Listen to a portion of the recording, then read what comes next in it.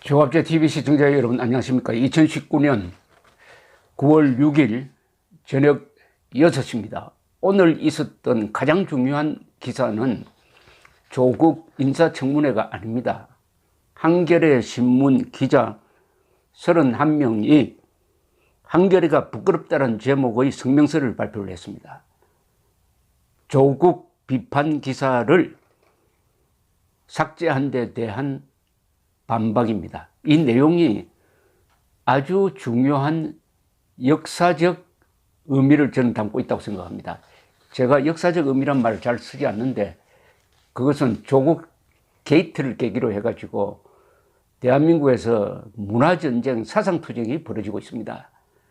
그것은 지금까지 좌익 세력들이 진보 세력으로 가장을 해가지고 자기들이 정의를 독점했는데 조국이란 상징적 인물의 민낯이 드러나면서 그 정체가 폭로되고 있습니다. 이러니까 기존 정권 지지층의 이반이 일어나고 있습니다.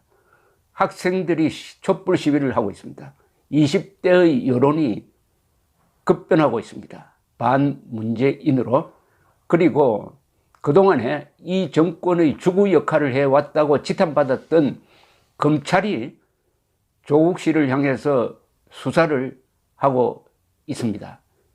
동시에 교수들이 성명서를 내고 있습니다. 전문가들이 들고 일어나고 있습니다. 그런데 한겨레 신문에서 이런 자체 반성이 있었다는 것은 또 다른 의미의 중대성을 가지고 있습니다. 지금 이 정권을 지탱한 세력이 있다면은 뭐 여러 기관이 있었지만 한겨레 신문도 그 핵심에 있습니다. 그리고 검찰이었죠. 검찰은 이제 자세를 바꿨습니다. 한겨레 신문의 이 31명의 선언은 어떤 편에 서겠다는 게 아닙니다. 어떻게 정권 편에 섰느냐. 왜 한겨레 신문이 항상 비판적 자세를 유지해 왔는데 문재인 정권 들어서서는 어떻게 정권 편에 서가지고 이렇게 진실에 침묵하느냐.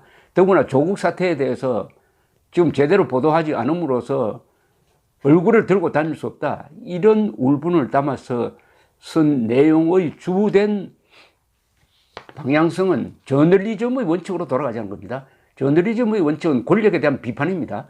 그리고 저널리즘은 기본이 있습니다. 사실은 신성하다. 그러나 논평은 자유다. 이거죠. 충실한 사실 취재를 해야 되는데 이번에 조국에 대한 검증을 한겨레 신문이 한 게 뭐가 있느냐 하는 자괴감에서 출발한 글입니다.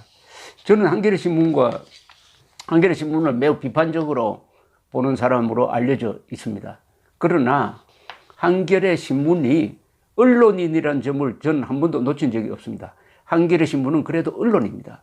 언론의 한계가 있습니다. 언론의 한계는 뭐냐? 역시 사실을 중요시하는 전문 직업인이라는 점입니다.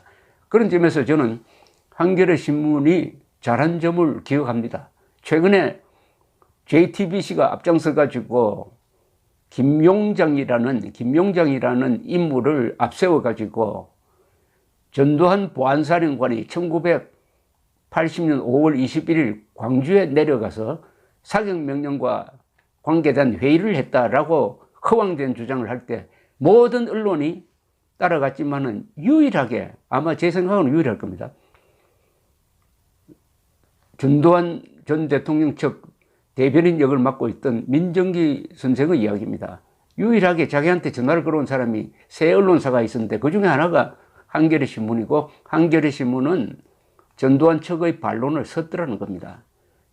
저는 그 이야기를 들으면서 한겨레 신문이 저널리즘으로서의 원칙이 아직도 살아있을 것이다 라고 생각했는데 오늘 이 성명서가 나왔기 때문에 상당히 반갑고 저도 격려를 받는 바가 있습니다. 언론 자유가 살아있으면 민주주의는 죽지 않습니다. 언론 자유가 살아있으면 공산은 안 됩니다. 언론 자유가 살아있으면 독재가 불가능합니다. 그래서 이 성명서의 전문을 읽어드리겠습니다. 아주 잘 쓴 전문인데 좀 깁니다. 제목은 한겨레가 부끄럽답니다. 5일 조국 법무부 장관 후보자를 비판하는 강희철의 법조 외전 칼럼이 국장의 지시란 이유로 출고 이후 일방적으로 삭제된 것은 현재 한겨레 편집국이 골물대로 골랐다는 사실을 보여준 하나의 단면에 불과하다. 조국 법무부 장관 후보자가 지명된 뒤 한겨레는 도대체 뭘 했는지 묻고 싶다. 조 후보자의 사모펀드가 광급공사를 수주했다는 의혹이 불거지고 그의 딸이 어전원에 2번을 낙제하고도 장학금을 받았다는 사실이 보도되었을 때도 한겨레는 침묵했다.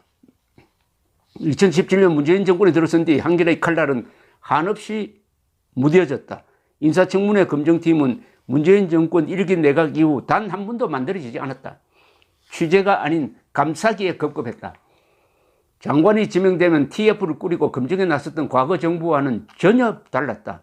검증팀을 꾸리지 않는다는 수뇌부의 무책임한 결정 때문에 다른 매체의 의혹 보도에 한겨레는 무참하게 끌려다녔다.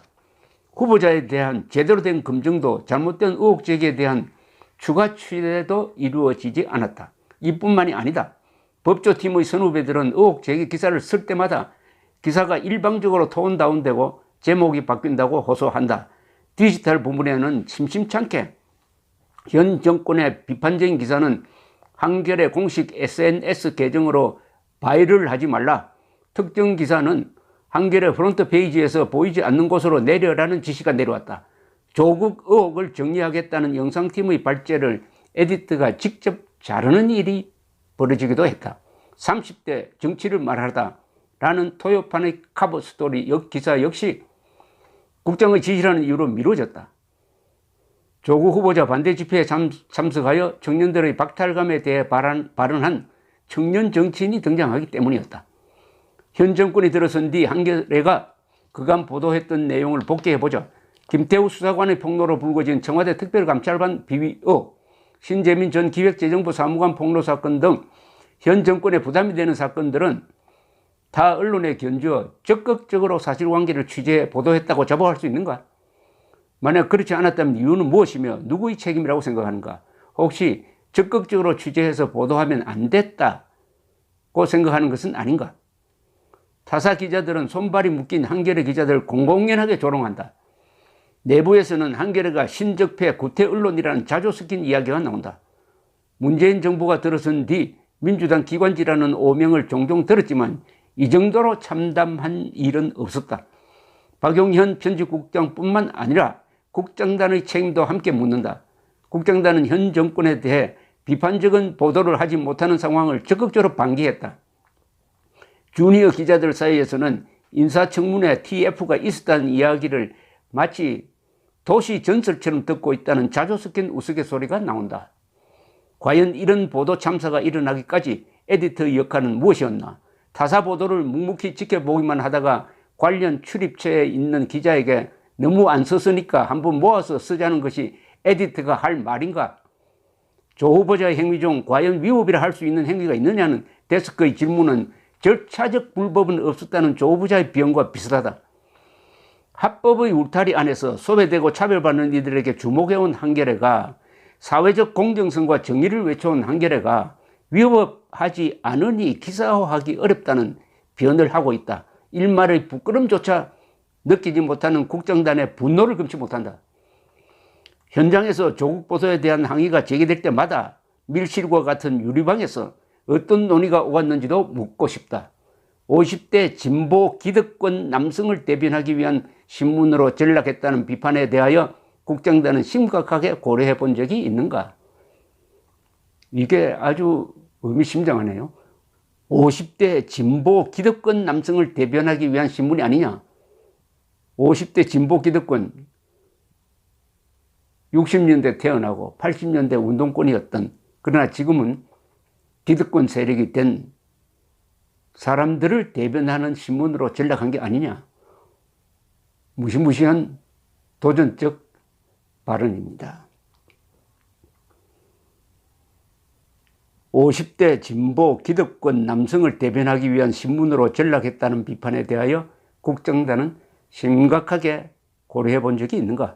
50대 남성에 의한, 50대 남성을 위한 신문을 만들어 오며 일각의 절독 요구에 흔들릴 정도로 독자층을 취약하게 만든 건 국정단과 국정단 자신들이다.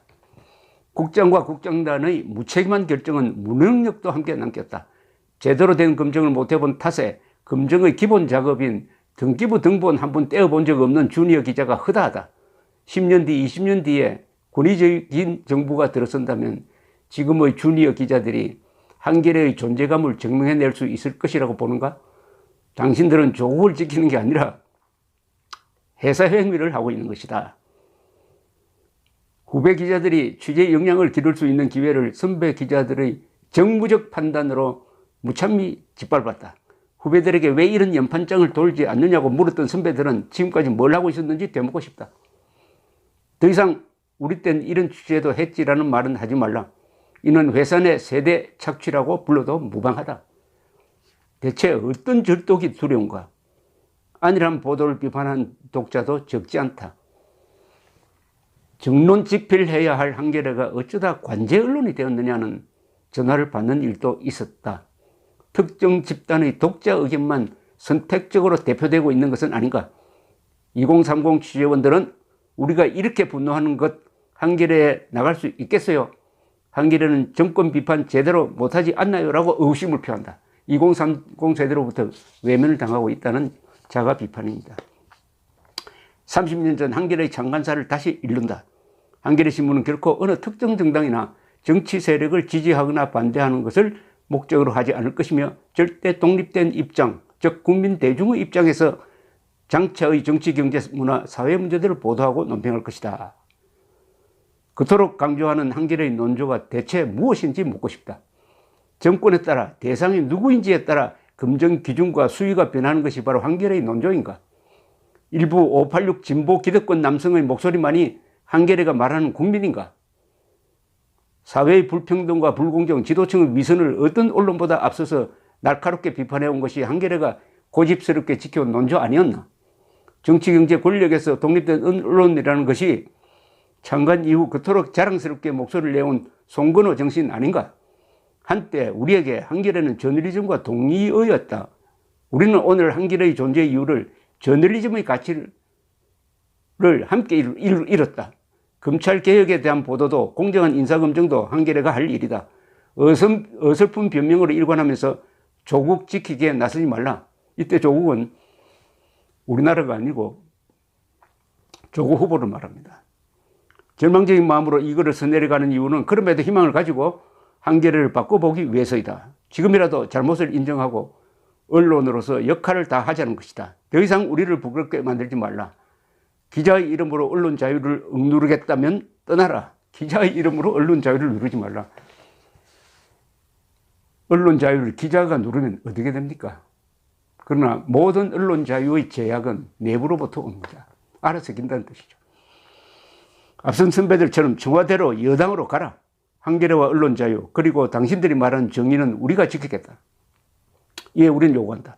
1. 조국 후보자 관련 보도는 한겨레의 보도 참사다. 박용현 국장과 국정단은 이 사실을 인정하고 스스로 직에서 사퇴하라. 2. 문재인 정부 출범 뒤 검증팀을 꾸리지 않은 이유는 무엇인가? 편집국 구성원들 앞에서 상세히 밝혀라. 일방적인 통보가 아니라 사유를 구체적으로 밝힌 뒤 후속 질문을 받아 궁금증을 해소할 수 있는 자리를 조속히 마련하라. 3. 한겨레 기사가 언론 본연의 역할과 괴리된 가장 큰 이유는 바로 일부 에디터들로만 구성된 독단적인 편집회의다. 편집회의 내용을 전면 투명하게 공개하고 기사 배치와 구성에 대한 현장 기자들의 의견을 직접적 상시적으로 수렴할 수 있는 제도를 당장 마련하라. 2019년 9월 6일 권영진, 고한솔, 권지담, 김미향, 김민재, 노지원, 박다혜, 박수지, 박윤경, 박준용, 배지현, 서영지, 신민정, 신지민, 오연서, 옥기원, 이재현, 이주빈, 이지혜, 임재우, 장나래, 장예지, 장필수, 전광준, 조성욱, 조윤영, 최윤태, 최민영, 최예린, 현소은, 황금비. 이 31명의 기자들에게 박수를 보내면서 여러분들의 응원이 있기를 바랍니다. 감사합니다.